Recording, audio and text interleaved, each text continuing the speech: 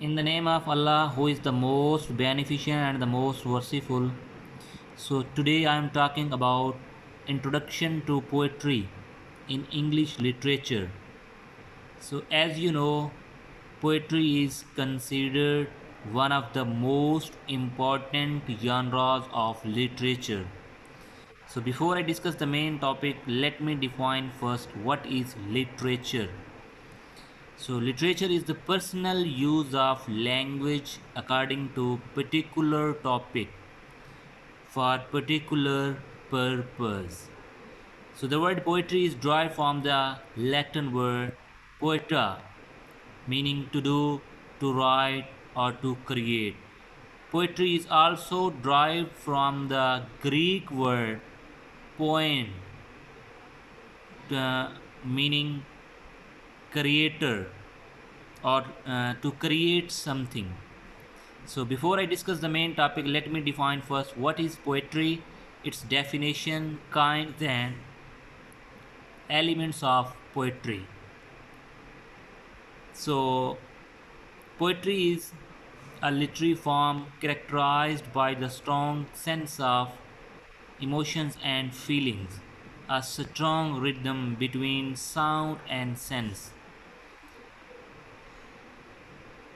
And now I am going to tell you different poets and different critics have given different definitions about poetry.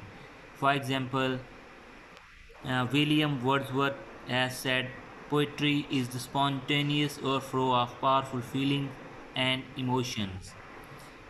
Thomas Stern Eliot has said uh, poetry is not the turning loose of emotions but an escape from emotions.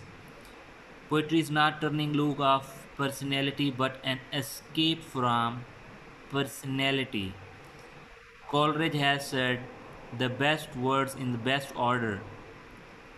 Percy Busshe Shelley has said poetry is the expression of emotions. Matthew Arnold has said poetry is the musical composition. Uh, so now I'm going to tell you the kinds of poetry. There are two kinds of poetry, subjective poetry and objective poetry. Subjective poetry is based on personal thoughts, feeling, and emotion.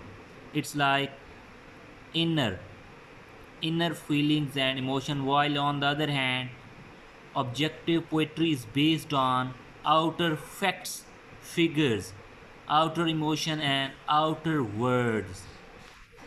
So now I'm going to tell you elements of poetry. In subjective poetry, ballad, epic, and in lyric, and in objective poetry, dramatic monologue, dramatic monologue, narrative poetry, metrical romance, including short story. So, in subjective poetry is based on poetry of self-expression. In this kind of poetry, the poet goes down into himself and finds his inspiration and his subjects in his own experience, thoughts, and feelings. While on the other hand, objective poetry is based on impersonal feeling, in which the poet goes out of himself and finds his inspiration and his subjects in the action and passion of the word without. In this kind of poetry, the poet deals with the outside world with little reference to his own personal thoughts and emotions. So, I hope you people got it well.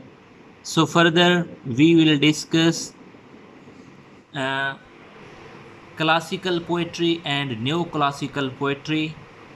Further, we will discuss the prologue to the contemporary tale written by Geoffrey Chaucer and other characters as well.